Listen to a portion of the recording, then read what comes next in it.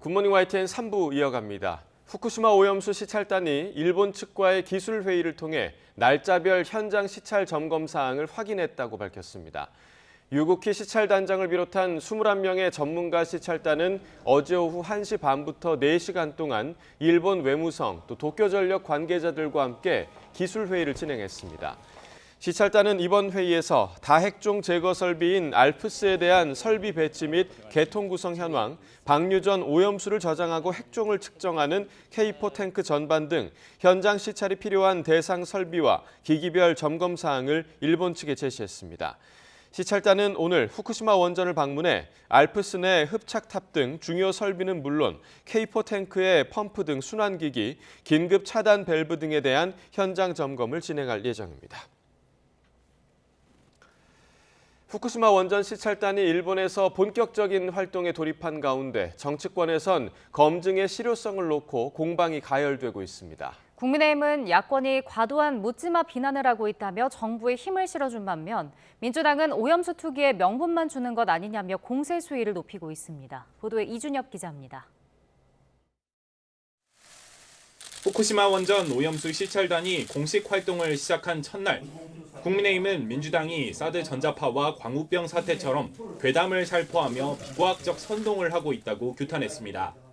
철진한 죽창가와 광우병 시즌2로 위기를 모면하려 한다면 오히려 더 큰 국민적 저항에 직면하게 될 것임을 명심하시기 바랍니다. 지난 2021년 문재인 정부 당시 정의용 외교부 장관의 발언도 소환됐습니다. 당시 정 장관이 국회 대정부 질문에서 일본이 IAEA 기준에 맞는 절차를 따른다면 굳이 반대하지 않는다고 말했는데 민주당 행태가 집권 시절에는 괜찮다고 하고 지금은 무조건 안 된다는 건 내로남불이나 다름없다는 겁니다.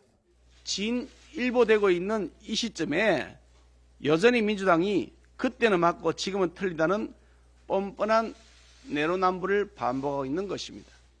반면 민주당은 시료 채취도, 시찰단 명단도, 언론 검증도 없는 산무 시찰단이 일본의 방류에 명분만 세워주고 있다고 비판했습니다. 더구나 일본 언론은 이번 시찰단이 후쿠시마 수산물 수입으로 이어질 것으로 얘기하고 있다며 절대 안 될 일이라고 선을 그었습니다. 산무 깜깜이 시찰로 일본의 오염수 투기에 병풍을 써줘서는 결코 안 됩니다. 일본의 심기 경호를 할 것이 아니라 한 발 더 나가 시찰단을 국회로 불러 원전 오염수가 안전한지 위험한지를 제대로 따졌는지 보고받겠다고 압박했습니다. 여당과 협의해서 국민을 대신해서 정부에 묻고 시찰단을 국회에 출석시키는 방안을 적극 검토하겠습니다. 오는 26일 귀국하는 정부 시찰단이 어떤 검증 결과를 내놓느냐에 따라 여야 공방 수위도 결정될 것으로 보입니다. 특히 양측 모두 윤석열 정부의 대일외교 방향을 놓고 근본적인 시각차가 있는 만큼 논란이 이어질 것이란 관측이 많습니다. YTN 이준엽입니다. 윤석열 대통령이 오늘 용산 대통령실에서 국무회의를 주재하고 G7 정상회의 성과 등을 공유합니다. 윤 대통령은 국무회의 모두 발언에서 지난 2박 3일 동안의 G7 정상회의 참석 외교적 성과를 설명하고 관계부처 등의 후속 조치를 지시할 것으로 보입니다. 윤 대통령은 또 6일 동안 총 12차례 정상회담, 외교 슈퍼위크를 마친 만큼 국가 정상화 등을 언급하며 국정 운영 방향을 다시 다잡을 것으로 예상됩니다. 전세 사기 피해 지원을 위한 특별법 제정안이 국회 국토교통소위원회 법안 소위를 통과했습니다. 막판까지 쟁점이었던 전세 피해 보증금 회수 방안과 관련해서는 정부가 피해자들에게 현 시점에 최우선 변제금을 최장 10년간 무이자로 대출해 주기로 했습니다. 최우선 변제 범위를 초과하는 구간은 2억 4천만 원까지 1.2에서 2.1%의 저리 대출을 지원합니다. 무자본 갭 투기로 인한 깡통 전세 피해자와 근린생활시설 전세 사기 피해자도 지원 대상에 들어갑니다. 특별법 적용 보증금 기준도 4억 5천만 원에서 5억 원으로 확대됐고 주택도시보증공사가 전세 사기 피해자들의 경매나 공매를 대행해주는 경공매 원스톱 대행 서비스도 특별법에 포함됐습니다. 경매 신청이나 낙찰 시 정부는 법률 전문가 수수료의 70%를 부담합니다. 한편 전세 사기 피해자들은 국회 국토교통위원회 소위를 통과한 전세 사기 특별법은 실효성이 없다며 더 적극적인 피해 구제 대책을 마련하라고 촉구했습니다. 전세 사기 피해자 전국대책위원회는 어제 입장문을 내고 여야가 합의한 특별법은 입주 전 사기 피해자와 보증금 5억 초과 세입자는 피해자로 인정하지 않는 등 피해자의 범위를 좁히는 데 집중하고 있다고 비판했습니다. 또 특별법에 무이자 대출이란 대책을 담았지만 피해자들은 지금도 저리 대출을 받을 수 있는 데다 이미 큰 빚을 지고 있어서 다시 돈을 빌리기도 어렵다고 호소했습니다. 여야가 김남국 의원 거액 가상화폐 논란으로 드러난 공직자 재산 신고 등 제도적인 허점을 보완하기 위한 법 개정에 속도를 내고 있습니다. 가상화폐를 한 푼이라도 갖고 있다면 자산을 공개하도록 하고 이해 충돌 여부 심사도 받게 하는 등의 내용을 담은 법안들을 오는 25일 본회의에서 처리하기로 했습니다. 박기환 기자가 보도합니다. 이른바 김남국 방지법 입법의 뜻을 모은 여야가 법 개정 절차에 본격 돌입했습니다. 그동안 거액 가상화폐가 공직자 재산 신고에 포함되지 않아 김 의원이 상임위 회의장에서조차 남모르게 투자해온 점을 가장 큰 문제로 보고 공직자 재산 공개 대상에 가상화폐를 포함하는 법안을 국회 행안위 소위에서 여야 만장일치로 가결했습니다. 한액을 정하지는 않았어요. 무조건 가상화폐에 대해서 가상자산을 전액 등록하는 걸로 공포 시행일을 6개월로 했어요. 그래서 12월 초쯤 될 겁니다. 시행일이. 김 의원을 둘러싼 입법 로비 의혹을 고려해 국회의원의 가상화폐 보유와 거래가 이해 충돌에 해당하는지 심사받도록 하는 국회법 개정안도 정개특위 소위와 전체회의 문턱을 잇따라 넘었습니다. 특히 내년에 뽑힐 22대 의원뿐만 아니라 현역 21대 국회의원들도 당선 이후 가상자산을 한 푼이라도 가졌다면 심사받도록 하는 특례 조항이 포함됐습니다. 그런 일체 의혹이 없도록 최선을 다해서 이 부분을 진행해 나가겠습니다. 그래서 정말 단 하나라도 가상자산이 있으면 직계존비소까지 다 등록하도록 할 것이고요. 일부 법안들의 경우 이미 발의까지 해놓고도 국회가 가상화폐 투자의 일반화 등 시대 변화를 따라가지 못했다는 비판이 거세게 일자 여야가 후속 조치를 서두른 겁니다. 여야는 오는 25일 열리는 국회 본회의에서 두 법안을 모두 처리한다는 방침입니다. 다만 민주당 홍익표 의원이 제안한 게임업체의 가상화폐 로비 의혹 청문회는 여야가 이견을 드러내며 신경전을 벌였습니다. 또 김남국 의원 징계를 위한 윤리특위 문제를 놓고도 여당은 민주당이 시간을 끌고 있다고 압박했고 민주당은 윤리위에 제소된 여당 의원들 문제도 따지자며 맞불을 놨습니다. 민주당은 여론에 등 떠밀려 넉장 제소를 해놓고도 검경 수사 결과를 지켜보자느니 하면서 시간만 끌고 있습니다. 물타기로 상황을 모면할 궁리만 하고 있습니다. 이태원 참사 국정조사 시간에 지역행사 갔던 전주의 의원에 대한 징계를 어떻게 할 것인지 윤리특위가 제대로 가동되면 이런 거 다 지적하고 문제 삼아야 됩니다. 왜 도대체 자기 눈은 안 가리고 남의 허물만 봅니까? 여야는 일단 이번 가상화폐 문제와 관련한 제도 개선책 마련에는 공감대를 이뤘습니다. 하지만 김 의원 징계와 관련 청문회 여부 그리고 의원 전수조사를 둘러싼 이견들은 여전히 5월 국회 최대 쟁점으로 남게 됐습니다. YTN 박견입니다. 더불어민주당 전당대회 돈봉투 의혹을 수사하는 검찰이 윤관석 의원을 소환해 12시간 넘게 조사했습니다. 서울중앙지검 반부패 수사 2부는 어제 오전 10시쯤 윤 의원을 피의자 신분으로 소환해 조사했습니다. 밤 10시 반쯤 조사를 마치고 청사를 나온 윤 의원은 강내구 씨가 사실상 의원 돈봉투 전달의 책임자로 지목했다는 질문에 아무런 답을 하지 않았습니다. 윤 의원 조사 결과에 따라 수수자로 지목된 20명에 가까운 현역 의원이 잇따라 소환될 가능성도 있습니다. 네, 하루 앞으로 다가온 누리호 3차 발사, 나로 우주센터는 이른 아침부터 발사 준비 작업에 돌입했습니다. 잠시 뒤 누리호는 조립동에서 나와 이동 차량을 타고 발사대로 출발하는데요. 자세한 내용 현장 취재기자 연결해서 알아보겠습니다. 자, 박정현 기자. 네, 전남공 나로우주센터입니다. 네, 현재 누리호 발사 준비 상황 어떻습니까? 네, 누리호는 현재 무진동 특수이동 차량에 오른 채 발사대로 이동할 준비를 모두 마쳤습니다. 20분가량 뒤 출발할 예정인데요. 조립동부터 발사대까지는 불과 1.8km 거리로 짧은 거리지만 누리호는 사람이 걷는 것과 비슷한 속도로 1시간 10분에 걸쳐 천천히 이동할 예정입니다. 기체에 가하는 충격을 최소화하기 위해서입니다. 발사대에 도착한 뒤부터 발사까지 24시간은 매 순간이 발사의 성공과 직결되는 골든타임이라고 할 수 있을 만큼 매우 중요합니다. 발사대에서 곧게 세워진 누리호는 발사당의 추진제와 산화제 등을 주입하는 탯줄, 즉 엄빌리칼과 연결되는 작업을 거칩니다. 오늘 오후 연료제와 산화제가 막히거나 셀 가능성이 없는지 살펴보는 기밀 점검까지 통과하면 발사 하루 전 준비는 모두 끝나게 됩니다. 이렇게 계획대로 진행된다면 발사는 내일 오후 6시 24분 진행될 예정입니다. 네, 3번의 비행 끝에 누리호가 드디어 실용 위성을 싣고 우주로 떠나는 점, 이번 발사의 중요한 의미인데요. 자, 누리호에는 어떤 위성이 실리게 되는 겁니까? 네, 누리호에 탑승하는 첫 손님 위성은 모두 8기로 이미 발사체 3단부에 자리를 잡았습니다. 누리호 발사 뒤 가장 먼저 분리되는 위성은 바로 카이스트 연구진이 개발한 차세대 소형 위성 2호입니다. 마이크로파를 이용하는 영상 레이더가 탑재된 덕에 악천후나 야간에도 지상 관측이 가능한 위성인데요.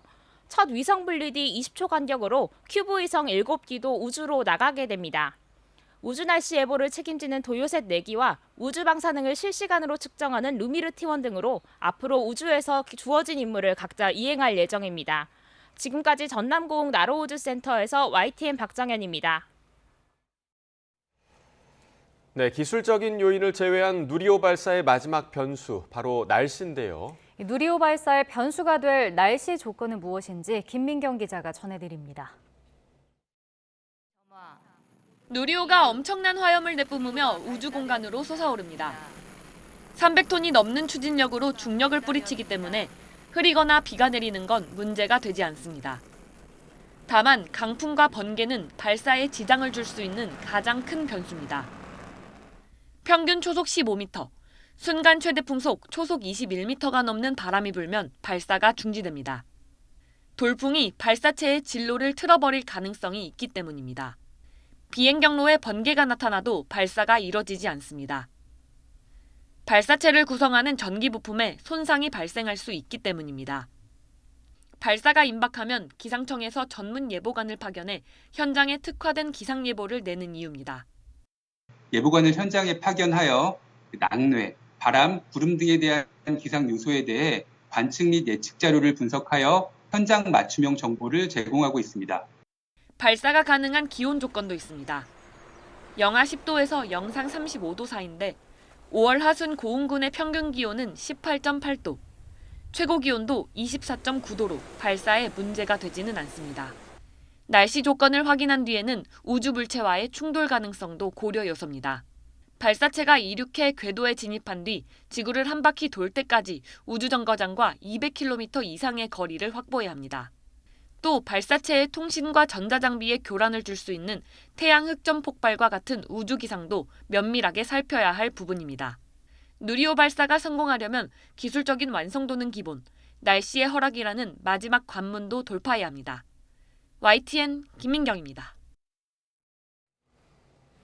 네, 이번 누리호 3차 발사를 첫 실전 발사라고 말합니다. 실제 임무를 수행할 위성을 우주 궤도에 안착시켜야 하기 때문인데요.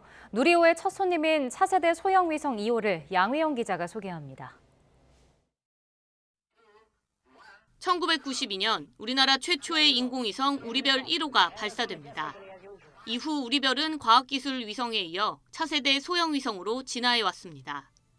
소형급 위성이지만 발사는 모두 해외 로켓을 이용했습니다. 지난 2018년 차세대 소형 위성 1호는 미국 스페이스X사의 팰컨 9에 실렸습니다.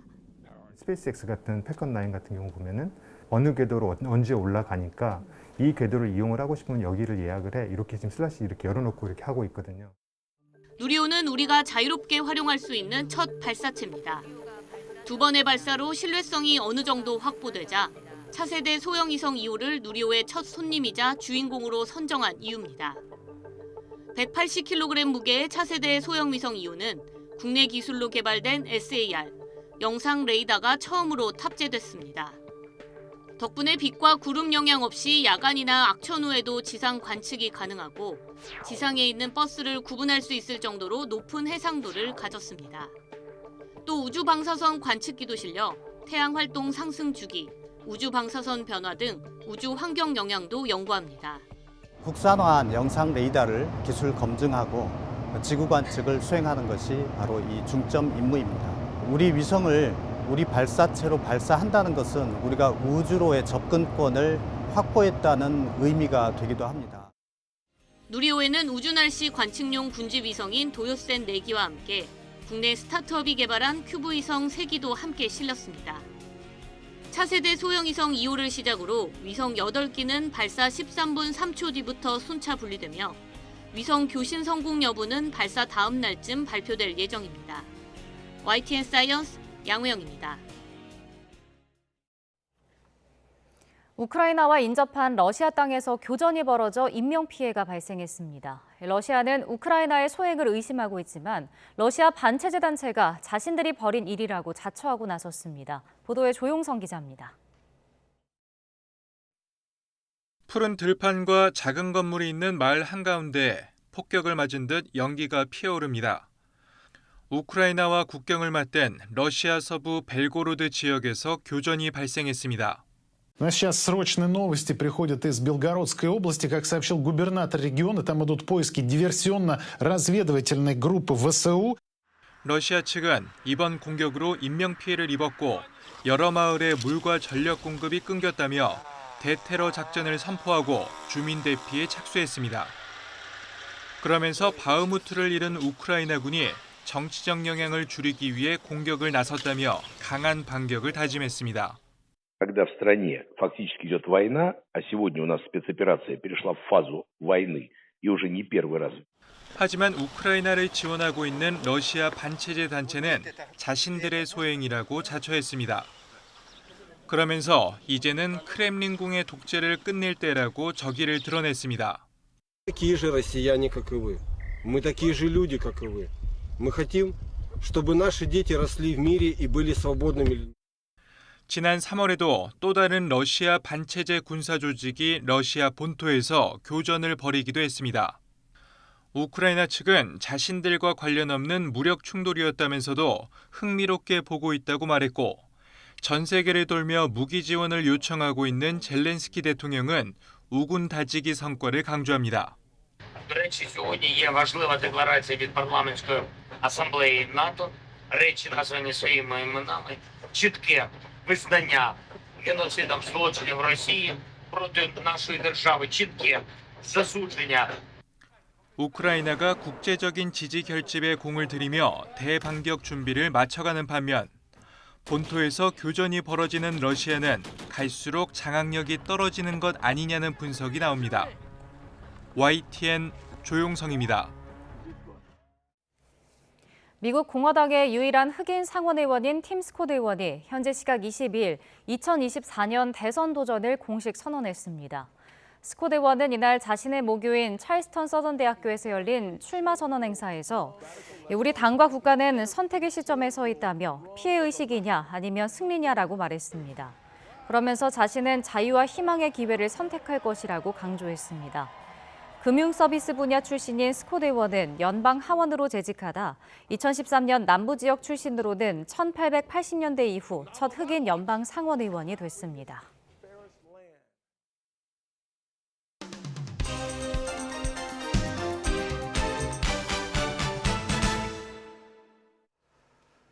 (5월 23일) 화요일입니다. 오늘 아침 신문은 어떤 소식 다뤘는지 짚어보겠습니다. 이현웅 아나운서가 정리해왔습니다. 어서 오십시오. 안녕하십니까. 네. 자, 오늘 첫 번째 기사부터 보겠습니다. 먼저 조선일보 기사인데요. 요즘 벌레 너무 많더라고요. 그러니까 저희 동네에도 지금 이 동양 하루살이가 굉장히 좀 많은데 이게 결국에는 더위 탓이라는 거죠? 네. 먼저 지금 사진이 하나 보일 텐데요. 지난 18일 밤입니다. 프로야구 경기가 열린 잠실 야구장의 모습인데 말씀하신 그 동양 하루살이 떼가 이렇게 모여들면서 관객들을 상당히 괴롭혔습니다. 그리고 많이 보도가 됐듯 주로 아열대 지역에서 서식하는 외래종 흰개미가 서울 한복판에 출현하면서 관계 당국이 합동 역학조사에까지 나서고 있습니다. 이 밖에도 모기가 작년보다 19일 일찍 등장했고요.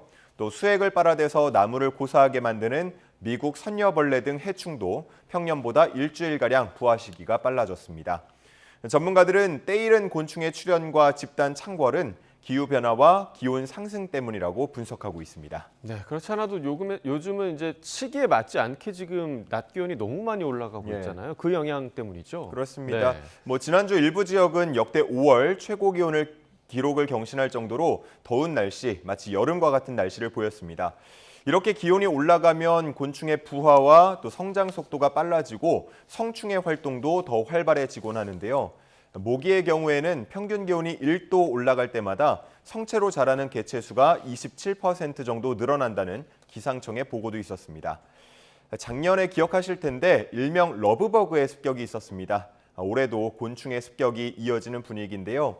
이를 막기 위해서 전문가들은 꾸준한 모니터링 또 초기 방제 작업이 가장 중요하다고 얘기하고 있습니다. 자, 생태계까지 지금 변화시키고 있는 지구온난화인데 앞으로 이런 일이 더 많아질 것 같아서 좀 우려가 되는 상황인 것 같습니다. 자, 두 번째 기사 이어서 보겠습니다.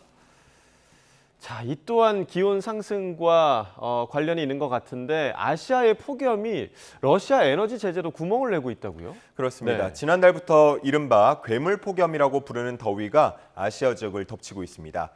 통상 동남아시아와 남아시아는 5월, 또 동아시아는 7월 이후에 본격적인 여름 더위가 닥치곤 하지만 이상 기후 탓에 폭염 시기가 더 빨라졌습니다.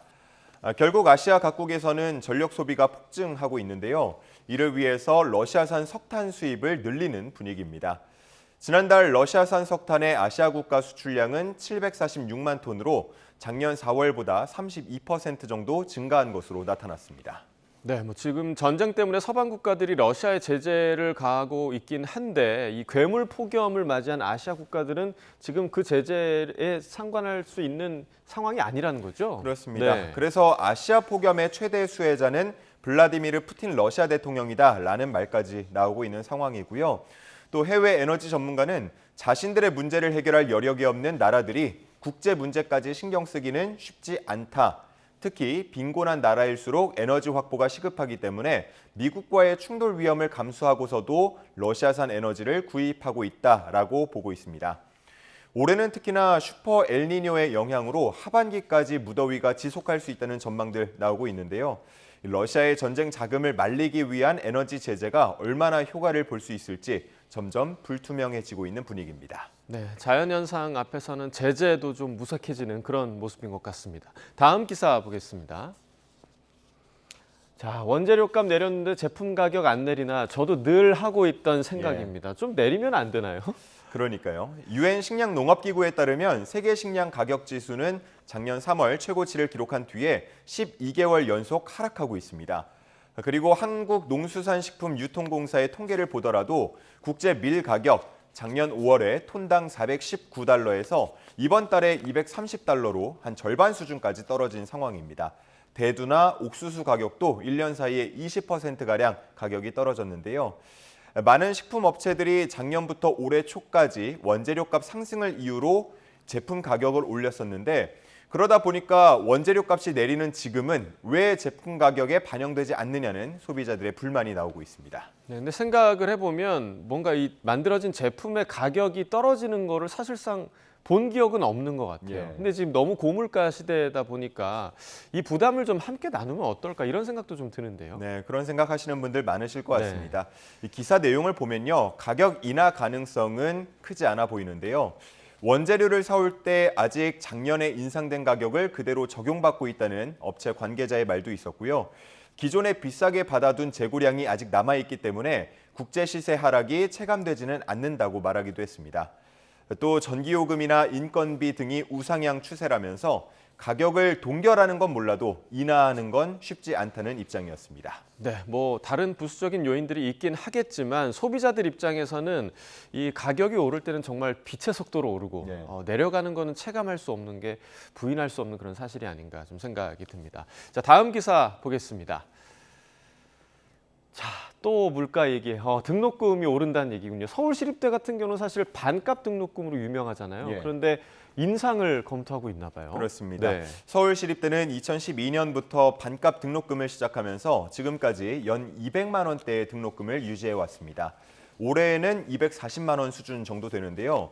작년 말에 서울시의회에서 시립대 지원금을 100억 원 가량 삭감하면서 위기를 맞고 있습니다. 고물가 흐름이 지속하는 상황에 등록금은 동결되고 지원금까지 삭감되자 교육의 질이 하락할 수 있다는 우려가 나오고 있습니다. 또 등록금이 저렴하다 보니까 일부 학생들에게는 부담 없이 등록금을 내고 반수를 노릴 수 있는 대학으로 인식이 되면서 학생 이탈 문제도 심각해지고 있다고 합니다. 자, 지금까지 등록금을 올린 걸 결정한 대학은 17곳 정도인데 설문조사에는 전국 대학 50%, 그러니까 반 이상이 등록금 인상 검토하고 있다고요? 네, 지난 1월에 한 설문조사 결과가 나왔었는데요. 전국 4년제 대학 총장 116명 중에 53.5%가 인상을 검토하고 있다고 응답했습니다. 한국사립대 총장협의회 측에서는 일부 대학 등록금은 이미 고등학생 학원이나 펫 유치원보다도 싸다면서 인상 필요성을 강조하기도 했습니다. 등록금을 인상해서 거두는 추가 수입이 포기해야 하는 재정 지원보다 크다는 얘기가 나오고 있고요. 인상 필요성에 대한 공감대가 이렇게 형성되면서 내년에는 등록금을 올리는 대학이 더 늘 수 있다는 전망이 나오고 있습니다. 네, 뭐 고등학생 학원이나 펫 유치원이 오히려 너무 비싼 게 아닌가라는 생각도 좀 반대로 좀 들고요. 사실 뭐 반값 등록금 참 좋은 문화였는데 이 문화는 좀 이어졌으면 하는 그런 생각도 좀 듭니다. 자, 오늘 마지막 기사 보겠습니다.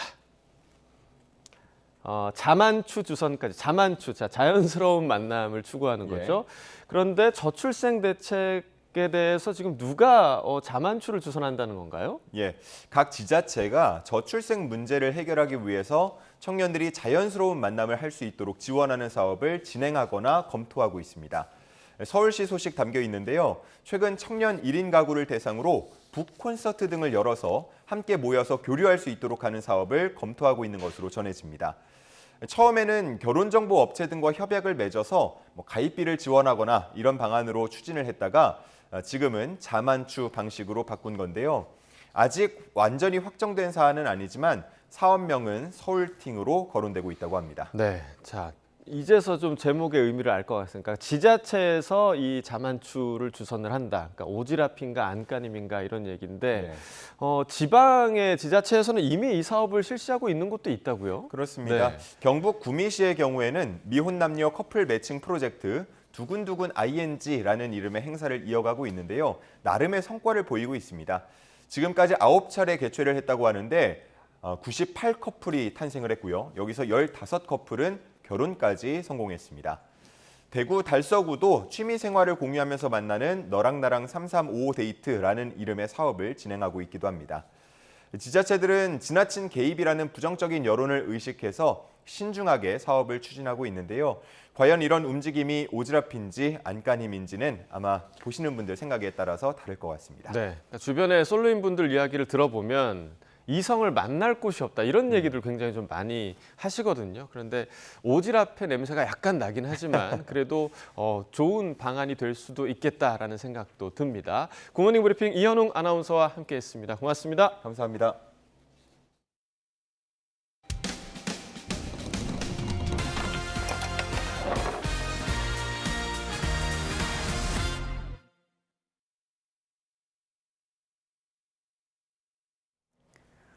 네, 경기도에는 초등학교 교사가 수업 시간에 학생들에겐 문제를 풀라고 하고 본인은 골프채를 휘두르며 스윙 연습을 한다는 제보가 들어왔습니다. 학부모들은 어린이들이 사실상 방치된 게 아니냐며 분노하고 있는데 교사는 연습의 중요성을 가르치는 차원이었다는 해명을 내놨습니다. 황보혜경 기자가 전해드립니다. 초등학교 수업 시간, 칠판 앞에 선 교사가 시선을 아래에 둔 채 한데 모은 두 손을 휘두릅니다. 손에 들려있던 건 다름 아닌 골프채. 경기 시흥시에 있는 초등학교 6학년 담임 50대 A 교사가 교실에서 골프 스윙 연습을 하는 모습입니다.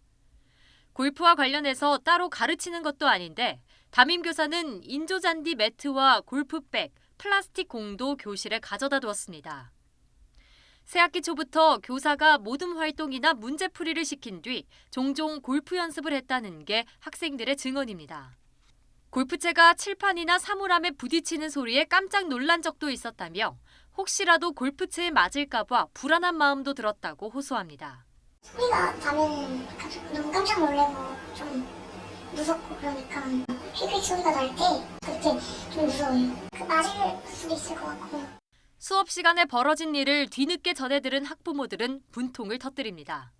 1, 2개월 전에 아이가 그냥 지나가는 말로 엄마 담임선생님이 교실에서 골프를 치셔. 그래서 전 대수롭지 않게 생각했어요. 설마.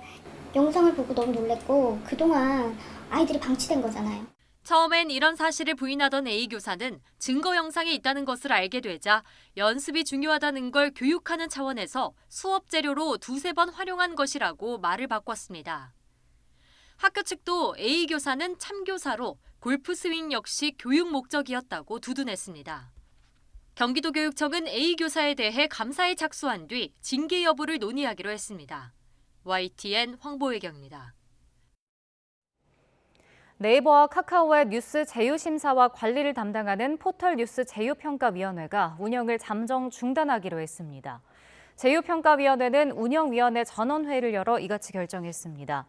네이버와 카카오는 변화하는 미디어 환경에 적합한 제휴 모델을 구성하기 위해 검토가 필요하다고 보고 각계의 의견을 수렴해 대안을 모색하는 시간을 갖겠다고 밝혔습니다. 제휴평가위는 뉴스 서비스를 운영하는 네이버, 카카오와 언론사 사이의 제휴를 위해 설립된 자율기구로 2016년부터 7년 동안 두 회사의 뉴스 입점 심사와 제재를 담당했습니다. 치과에서 수면 마취로 임플란트 수술을 받은 남성의 목에서 이튿날 지름 1cm 크기의 철제 수술 도구가 튀어나왔습니다. 병원 측은 폐로 넘어가지 않고 기침하면서 나왔는데 무슨 피해를 입은 거냐고 반문하고 있어 환자는 황당하다는 반응입니다. 우종훈 기자가 취재했습니다. 사무실에서 전화를 받던 남성이 기침을 합니다. 통화하기도 어려울 정도로 기침이 점점 심해져서 동료들은 하던 일을 멈출 정도입니다. 여보세요? 사무실을 벗어나서도 기침은 계속됐고 1cm 정도 되는 철제 물질이 돌연 남성의 목에서 튀어나왔습니다. 언제, 어떻게 몸에 들어간 걸까 되짚어보니 의심스러운 건 딱 하나. 하루 전 수면 마취 상태에서 받은 임플란트 수술뿐이었습니다. 거의 뭐 이렇게 숨이 안 쉬어지는 정도로 엄청 답답했었죠. 그걸 뱉어낼 때 이게 어떻게 나왔지 이제 이런 생각이 많이 들었죠. 그리고 혹시 뭐 목구멍이나 어디가 뭐 찢어진 게 아닐까, 어디 다친 게 아닐까. 병원에 항의하자 치과 의사도 수술하다 철제 물질을 떨어뜨린 것은 인정했습니다. 그러나 기침으로 나왔으니 문제없는 것 아니냐는 반응을 보였습니다. 폐로 넘어가서 개복수를 하고 그런 것도 보고 그랬는데 그게 아니니까 제가 아무 조치도 안 합니다. 임플란트 비용을 전액 돌려달라는 요구에는 인건비 등을 따지면 이미 잇몸에 이식한 도구도 빼야 한다는 답이 돌아왔습니다. 이와 관련해 대한치과의사협회는 임플란트 수술을 할 때 사용하는 도구가 수술 중 실수로 빠진 것 같다며 일반적이진 않은 일이라고 평가했습니다. 또 기침으로 나와 합병증 가능성은 없지만 폐로 넘어갔다면 큰 피해로 이어졌을 수 있다고 덧붙였습니다. 치과 공포증이 있어 수면 마취가 되는 병원을 일부러 찾아갔다가 오히려 피해만 입었다는 환자.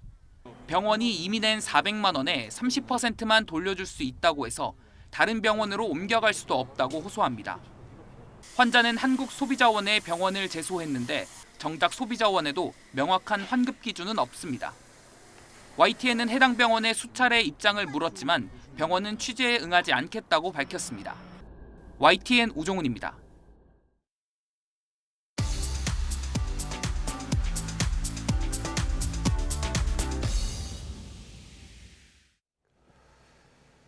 경제 소식을 빠르고 친절하게 전달해 드립니다. 오늘 굿모닝 경제는 이정환 한양대학교 경제금융대학 교수와 함께하겠습니다. 어서 오세요. 어서 오십시오. 자, 전세 사기 피해자들을 구제하기 위한 특별법 지금 어제 통과한 상황인데 뭐 전세금 기준을 좀 상향을 하기도 했고 또 무이자 대출 혜택 등이 좀 포함이 됐습니다. 이 부분 좀 어떻게 보시나요? 일단은 법안 자체는 이제 여야가 합의를 해서 5번 정도 회의를 했다 그러더라고요. 여러 회의를 해서 결정이 된 것이고요. 일단은 전세 사기 범위를 확대했다라는 이슈가 있고 전세 보증금 기준을 늘렸다라는 그런 이야기가 있습니다. 네. 일단 전세 보증금 기준이 기존에 4억 5천만 원에서 5억 원으로 늘었고요. 그다음 이중 계약하고 뭐 고의적인 갭 투자까지 포함을 해서 어떻게 보면은 금융이나 세제 혜택을 지원해 주겠다라고 뭐 이야기를 하고 있고 신탁도 포함하겠다라는 그런 절차적인 것들이 있고요. 그다음에 이제 문제가 됐던 것은 이제 최우선 변제권이라고 해서 사실은 이게 별로 어떻게 보자면 그 흔히 말해서 소규모로 그 전세 대금 냈을 때 어떻게 하면 마지막에 받아갈 수 있는 돈이라 볼 수 있거든요. 그러니까 임차인을 보호하는 최소한의 어떤 권한이라 볼 수 있는데 보통 임대 보증금이 굉장히 작을 때 어떻게 그 한 1억 5천만 원, 서울은 1억 5천만 원 정도 됩니다. 이 작을 때 임차인을 보호하기 위해서 경매나 공매로 넘어갔을 때도 돈을 받을 수 있게 하는 이런 일부, 그러니까 원래 순위는 아니지만 돈을 받을 수 있게 하는 이런 권리라고 볼 수가 있는데 이것을 못 받는 사람에게 이제 그 금액 자체를 오늘 기준으로 해서 보장을 해주고 이것을 10년 동안 무상으로 대출을 해주겠다라는 그런 것을 해주고 이거 넘어서는 이제 1, 2%의 저금리로 대출을 해주겠다는 어떤 금융계약을 넣었다라고 보시면 될 것 같습니다. 그래서 전반적으로 말씀드렸을 때 이제 범위를 좀 확대했고 최우선 변제금 같은 것을 정부가 직접 주지는 않지만 흔히 말하는 무이자 대출을 통해서 보상을 해줘서 일부 주거권을 확보할 수 있게 하는 그런 제도를 만들었다라고 보시면 될 것 같습니다. 네. 근데 피해자들은 이제 선구제 후 회수 방안이 담기지 않았다면서 반발하고 있는데, 그러니까 결국은 근본적인 해결책이 될 수 없다 이런 입장인 거죠? 이게 사실은 대출이란 게 가장 문제가 되는 것 같거든요. 대출을 한다는 얘기는 10년이 지나서 원금이라도 다 갚아야 된다는 이야기이기 때문에 아무리 무이자 대출을 하든 아니면 저리의 대출을 하든 이게 지금 최우선 변제금 혹은 그 보증금에 대한 대출을 정부가 해준다고 할지라도 이것을 나중에 갚아야 되는데 이것은 우리 재산을 보호해 주는 것이 절대 아니다. 그리고 이것은 사회에서 나온 어떤 사건이기 때문에 우리는 보상을 받아야 된다는 입장이거든요. 네. 그러니까 그 선고제란 것은 임대 보증금에 대한 보상을 먼저 해주고 정부가 나중에 이제 사기를 치신 분들이라든지 이게 사기 범죄자들한테 돈을 받아라는 입장이었는데 정부는 그렇게까지는 할 수 없다. 왜냐하면 이게 보이스피싱이라든지 다른 사기에 있어서도 사인 간의 계약에 대해서 정부가 보상해주는 일은 사실 좀 어렵거든요. 이게 다른 범죄와 형평성 문제가 있기 때문에 이것을 직접 보상해주긴 좀 어렵다라는 견해를 통해서 결국 대출 방안으로 간 것이고 피해자 단체에서는 기본적으로 이것을 임대보증금 내가 했는데 돈을 못 받으면은 나중에 또 갚아야 되는 돈을 어떻게 할 것이냐. 그러니까 내 재산을 너무 피해가 본 것이 아니냐라는 큰 입장에서 굉장히 갈리고 있다라고 보시면 될 것 같고 사기 피해 인정받을 때도 피해자들은 결국 전체를 다 인정해달라는 그런 좀 입장이 있다라고 보시면 될 것 같습니다. 예. 자, 또 지난달에 5대 은행 연체율이 다시 좀 급증한 것으로 나타났더라고요. 사실 지금 우리는 금리를 계속해서 동결을 하고는 있지만 그 이전에 급격한 금리 인상을 했던 여파가 지금도 미치고 있는 걸까요? 보통 금리 인상의 효과는 뭐 반년 혹은 1년 있다 나타난다고 이야기를 하고 있고요. 예. 사실 22년에 금리를 많이 올렸기 때문에 연체율이 늘어난 것은 일단 당연하다라고 보시면 될 것 같습니다. 예. 금리가 아무래도 올라가게 되면은 이자 비용이 굉장히 늘어나게 되고요. 이자 비용이 늘어나게 되면은 같은 월급으로는 갚을 수 없는 사람들이 늘어날 수밖에 없거든요. 특히나 근데 이제 지금 문제가 되는 것은 이렇게 연체율이 높아지는 게 금리를 오르는 단순한 효과냐 아니면 경기 침체의 신호탄이냐라는 사실 우려가 있기 때문에 이게 어느 상황이 정확하게 확인이 안 돼가지고 논란이 있긴 한데 일단 수준 자체는 뭐 아직까지는 우려할 수준은 아니다. 뭐 2014년 이때 보면은 시중은행 연체율이 한 0.5%까지 올라가고 했는데 아직은 뭐 0.3% 수준으로 그렇게까지는 높은 상태는 아니거든요. 예. 그러니까 금리 수준으로 봤을 때 이제 너무 높은 상태는 아닌데 근데 이게 착시가 아니냐는 또 이야기도 있습니다. 착시가 아니냐라는 이야기는 우리가 자영업자라든지 그 코로나19 기간에 그 대출 연장을 계속 해줬죠. 대출 연장하고 그 원리금 갚는 것에 대한 이연을 계속 해줬기 때문에 이게 실제 수치가 아니고 나중에 9월 달에 이 기간이 혹시나 이게 사실은 계속 연장을 안 할 거라고 많이 예측을 하고 있는데 이연이 끝나게 되면은 연체율이 확 올라가게 될 것이 아니냐라는 우려가 있는 것은 사실이다라고 보면 될 것 같습니다. 이게 수치상으로는 괜찮은데 이게 코로나19 기간에 의한 착시가 아니냐라는 우려 그리고 경기 침체가 동반되는 것이 아니냐는 우려가 있기 때문에 굉장히 유익 있게 보고 있다라고 보시면 될 것 같습니다. 예. 이창용 총재도 어제 국회 출석해서 여기에 대해서 얘기를 했었는데 뭐 은행권 연체율이 뭐 그래도 양호한 수준이다 이렇게 얘기를 했거든요. 이건 또 그럼 어떤 이유라고 봐야 될까요? 아까 말씀드린 평균적인 수준을 말씀드리는데 이제 2014년, 15년 뭐 금리가 좀 높았을 때 뭐 연체율이 한 0.5% 수준이 됐거든요. 이 상황을 봤을 때 지금 연체율 0.3% 수준 자체가 높은 수준은 아니다. 그래서 지난 10년간 평균적인 연체율을 봤을 때 지금 기준이 뭐 크게 나쁜 것은 아니다라는 그런 입장이 있고요. 그리고 최근에 이제 금융 안정에 대한 우려가 커지면서 대손 충당금을 굉장히 많이 쌓게 했다라고 이야기하고 있습니다. 대손 충당금을 쌓는다는 것은 은행이 수익을 냈지만 이익으로 만들지 않고 이것을 나중에 혹시나 다른 자산들이 부실이 났을 때 메꿔주는 역할을 할 수 있게끔 해서 은행의 건전성을 높일 수 있는 이런 장치라고 할 수 있거든요. 그렇기 때문에 사실은 연체율 자체가 일단은 수치적으로 높지 않고 그다음에 이제 대손 충당금을 작년부터 굉장히 쌓으라고 압력을 많이 넣었고 실제로도 지금 굉장히 많이 쌓고 있기 때문에 은행의 건전성 그리고 은행의 이런 부실에 따라서 금융위기라는 시스템 리스크로 번질 가능성은 그렇게 높지 않다라는 평가에서 이런 말씀을 하신 게 아닌가 이렇게 평가하고 있습니다. 그러니까 단순 수치로 비교해 봤을 때는 좀 양호할 수는 있지만 그때와 또 상황이 좀 다르기 때문에 또 우려되는 대목도 분명히 좀 있지 않을까 좀 생각이 드네요. 자, 이틀 뒤에 이제 금통위 열리고 금리를 결정을 하게 되는데 미 연준 의장이 6월 금리 인상 중단하겠다는 취지의 좀 말을 해서 우리 한국은행에서는 조금 부담을 덜 수 있게 된 거 아닌가 생각이 드는데 어떻게 보세요? 사실 이제 한국은행이 기준금리를 올리리라고 생각하는 사람들은 거의 많지는 않고요. 예. 왜냐하면 인플레이션이 이제 명목 그러니까 소비자 물가 상승률 기준으로 봤을 때는 한 3% 수준으로 내려왔기 때문에 그리고 무역 적자가 너무 심해지고 1분기 경제 지표를 보면은 투자가 굉장히 많이 줄었거든요. 금리가 오르면서 투자가 많이 줄고 무역 적자가 누적되고 이런 경기가 나빠진 상황에서 금리를 올려서 연체율 같은 것들을 올리고 부도를 나게끔 하는 경기를 악화시키는 방향으로 가진 않을 거다라고 많이들 생각을 하고 있습니다. 그렇지만 이제 미국이 금리를 올리게 되면은 우려가 되는 부분은 외환 시장이 우려가 될 수밖에 없거든요. 결국 미국과 한국의 금리 격차가 많이 나면 날수록 달러에 대한 어떤 수요가 늘게 되고 원화에 대한 수요가 감소하게 되면서 흔히 말하는 외환 유출이 일어나지 않을까라는 우려가 있는 건 사실입니다. 그리고 이 수치가 높아지면 높아질수록 리스크가 커지는 것도 사실인데 뭐 아직까지는 그런 움직임이 보이지 않고 그다음에 전반적인 뭐 전 세계적 그 투자 흐름 역시 이제 글로벌 공급망 재편에 따라서 일본이라든지 한국이라든지 약간 다른 움직임을 보이고 있긴 하거든요. 그렇기 때문에 이게 전반적으로 얘기할 수는 없지만 이제 이 제롬 파월 의장의 발언 자체는 금리 격차를 조금 줄일 수 있는 이야기이기 때문에 한국이 기준금리를 동결하는 데 있어서 어떻게 보면 긍정적으로 작용할 수 있다. 그러니까 우려가 있는데 미국이 기준금리를 많이 올리게 되면은 결국 우려가 흔히 말하는 한미 금리 격차에 따른 우려가 굉장히 커지는데 이런 우려를 조금 줄여두는 그런 역할을 할 수 있다라고 보시면 될 것 같습니다. 네. 마지막은 밤사이 해외 증시 살펴보겠습니다. 뉴욕 증시는 혼조세로 마감을 했네요.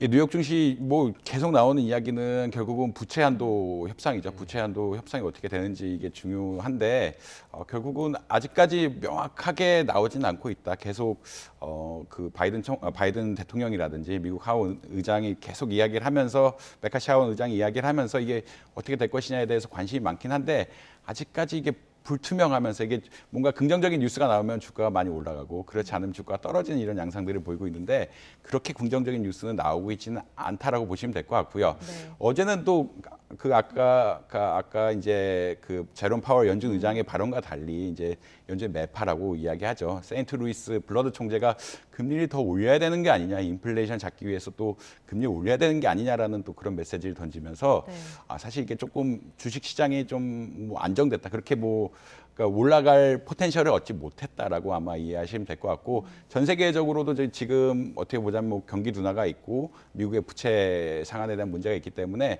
그렇게 어제 장으로 보면은 그렇게 좋은 장은 아니었다. 그냥 결국은 약보합 광보합세로 그러니까 다우는 조금 떨어지고 나스닥이라든지 S&P 500은 조금 오르는 장세로 마감했다라고 보시면 될 것 같습니다. 알겠습니다. 자, 고민은 경제 여기까지 듣겠습니다. 이정환 교수와 경제 이야기 나눠봤습니다. 고맙습니다. 고맙습니다.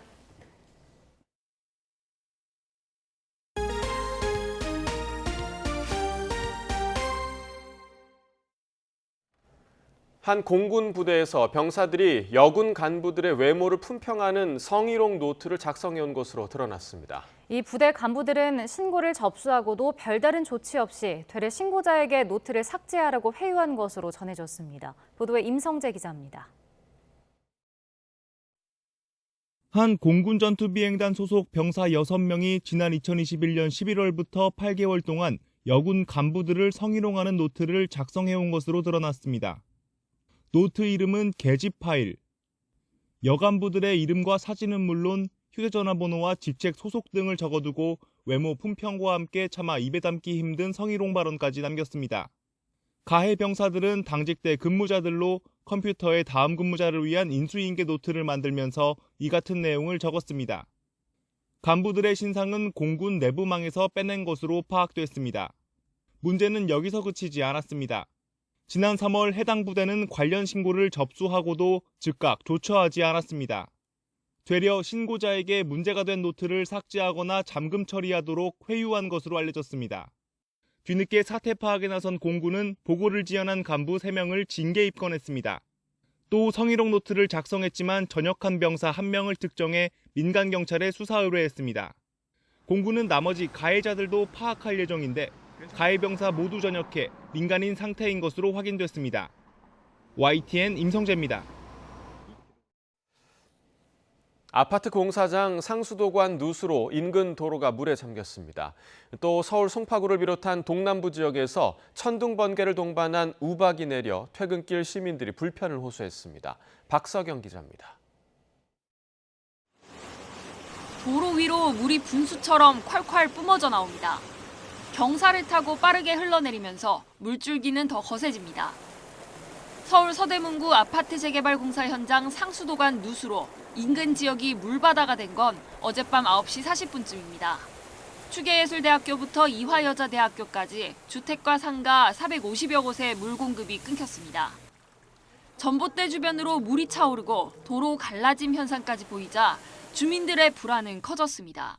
호수가 터진 것처럼 온천 터진 것처럼 물이 많이 솟아서 올랐습니다. 전봇대 사이에서 물이 나오는 거 봤을 때는 감전의 위험이 아마 있을 것 같고 추후에 이제 싱크홀 문제도 있는 것 같습니다.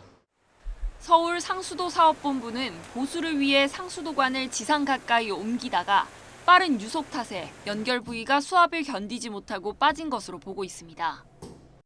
하늘에서 하얀 덩어리들이 떨어집니다. 와, 나 진짜 이거 아프겠는데 맞으면? 어제 저녁 7시부터 서울 송파구 등 동남권 일대에 지름 1cm 안팎의 우박이 쏟아졌습니다. 소나기와 함께 쏟아진 우박은 천둥과 번개까지 동반했습니다. 평소 드문 우박에 퇴근길 시민들은 깜짝 놀라 인근 상가로 대피하기도 했습니다. 천둥 번개 번쩍거리다가 갑자기 비가 우르르 내리는 것처럼 보이더니 앞에 있는 자동차 위로 텅텅텅텅텅텅 거리면서 떨어졌어요. 다행히 피해 신고는 접수되지 않았습니다. 우박이 내린 건 대기가 불안정한 상태에서 상층에 머문 찬 공기가 원인입니다. 기상청은 오늘도 대기가 불안정해 일부 지역에는 우박이 내리는 곳이 있겠다며 농작물이나 시설물 피해가 없도록 주의하라고 당부했습니다. YTN 박서경입니다. 오늘 새벽 2시 반쯤 경북 경산시 하양읍의 다세대 주택 3층에서 불이 났습니다.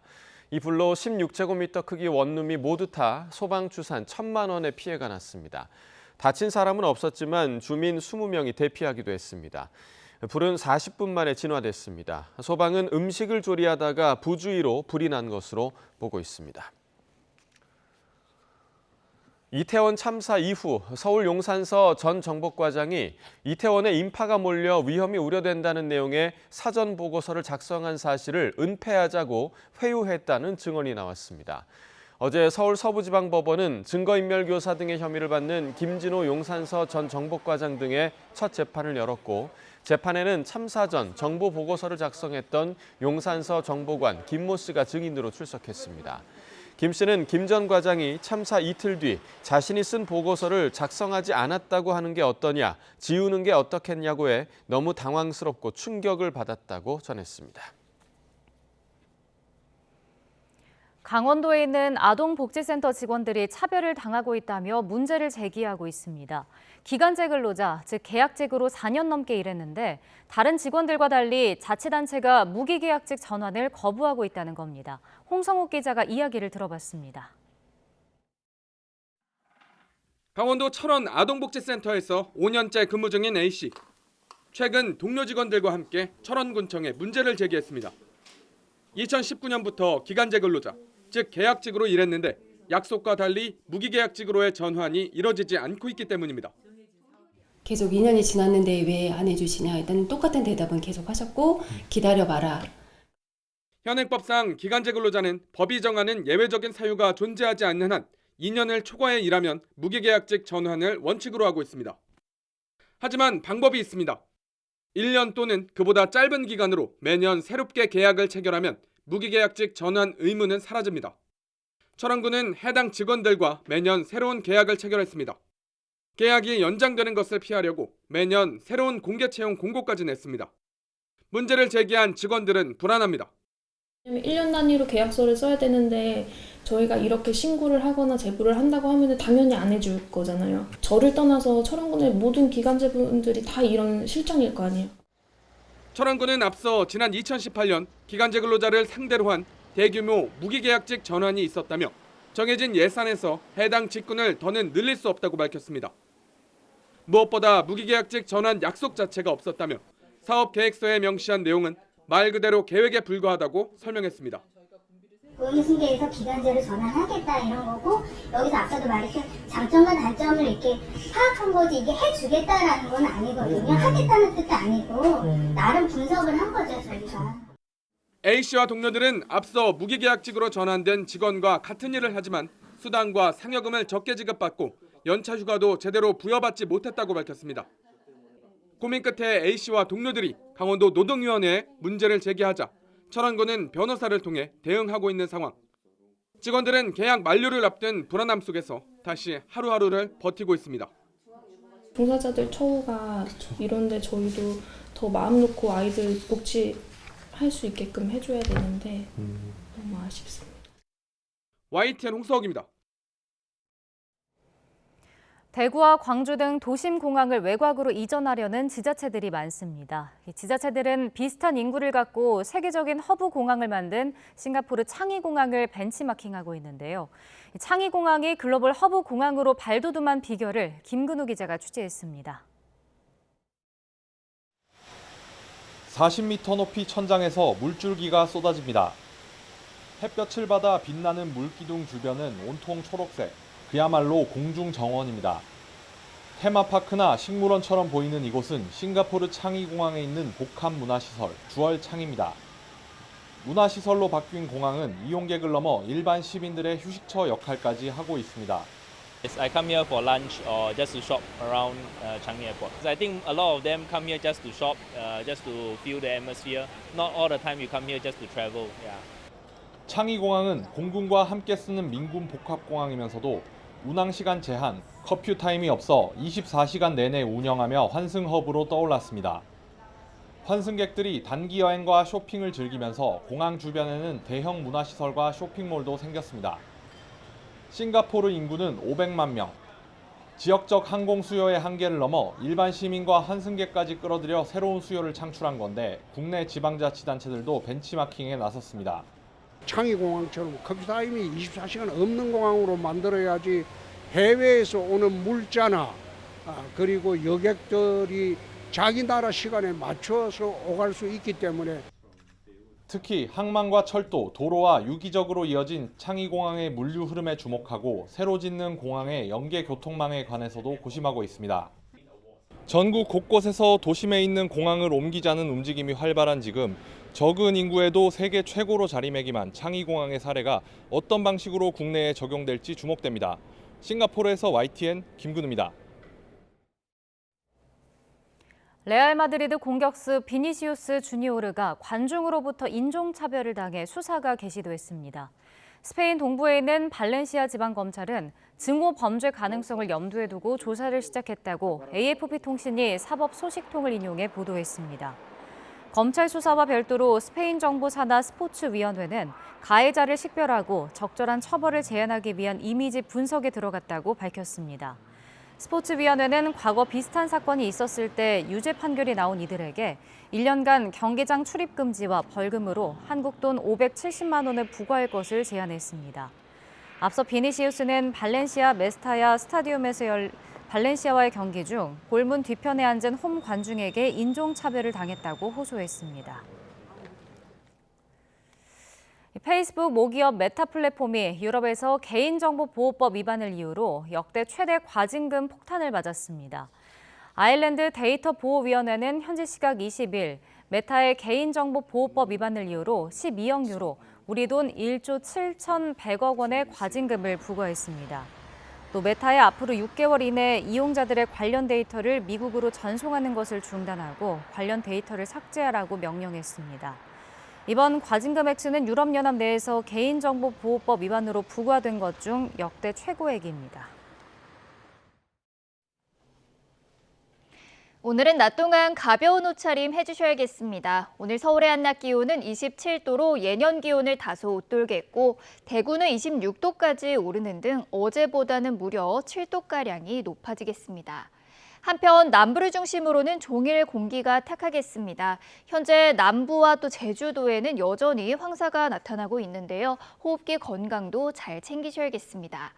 먼지만 아니라면 오늘 하늘 자체는 대체로 맑겠고 낮 동안에 강한 볕이 내리쬐면서 자외선 지수와 오존 농도가 높게 치솟겠습니다.